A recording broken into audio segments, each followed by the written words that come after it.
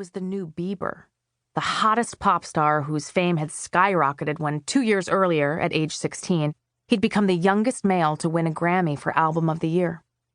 Helene had moved to Hollywood to join an agency, either ICM or Endeavor, Emily couldn't remember, but she'd somehow missed the news that Helene now represented Rizzo. "Oh, of course, how are you?" Emily asked. She glanced at her watch. This was no ordinary call. "I'm sorry I'm calling so late," Helene said. "It's already 4 a.m. here in New York, but you're probably in LA. I feel terrible interrupting." "No, it's fine. I'm at Gigi Hadid's childhood mansion and not nearly as drunk as I should be. What's up?" A shriek came from the pool. 2 girls had jumped in together, holding hands, and were splashing Miles and a couple of his friends. Emily rolled her eyes. "Well, Helene cleared her throat. "We're off the record, right?" "Of course." This sounded promising. "I'm not sure I understand the whole story myself, but Riz appeared on Seacrest's Times Square show earlier tonight. Everything was fine. It went off without a hitch. Afterward, I went to meet up with some old college friends, and Rizzo was headed to some party at One Oak. Sober, at least when he left me, happy about his performance." "Okay." "And just this second, I got texted a picture from a colleague who works at ICM's New York office and happens to be at One Oak right now." "And?" "And it's not good." "What, is he passed out? Covered in his own puke? Kissing a guy? Doing lines? Groping an underage girl?" Helene sighed and began to speak, but she was drowned out by shrieking laughter. In the shallow end, a girl with hot pink hair and a thong bikini had found her way atop Miles' shoulders for an improvised chicken fight. "Sorry, can you repeat that? It's a little chaotic here," Emily said as she watched the tiny piece of suit fabric wedge even tighter between the girl's naked ass cheeks, themselves spread straight across the back of Emily's husband's neck. "He appears to be wearing a Nazi costume." "A what?"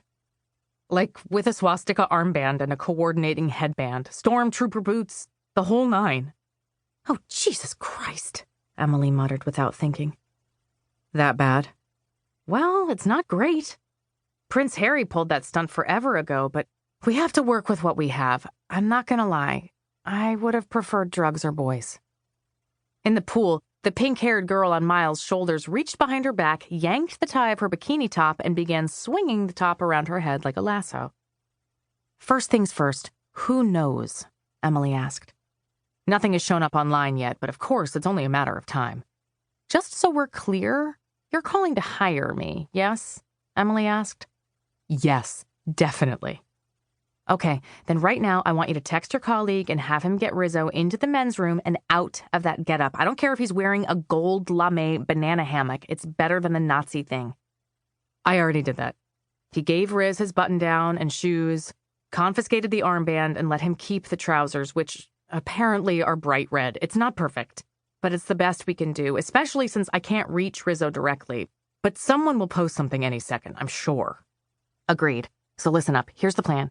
You're going to jump in a cab and head over to One Oak and forcibly remove him. Bring a girl or two, it'll look better, and then get him back to his apartment and don't let him leave. Sit in front of the damn door if you have to.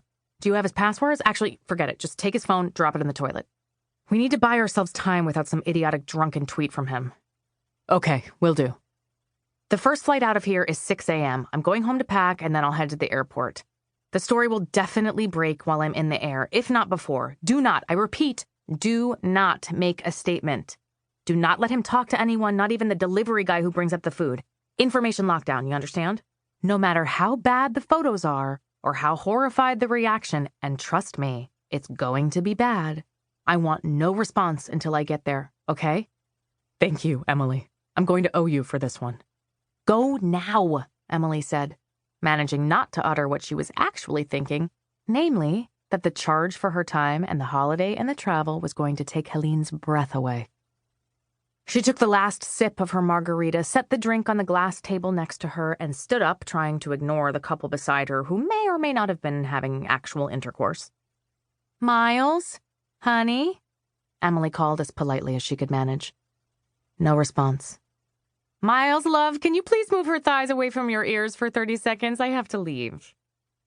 She was pleased to see her husband unceremoniously lower the girl into the water and swim over to the side.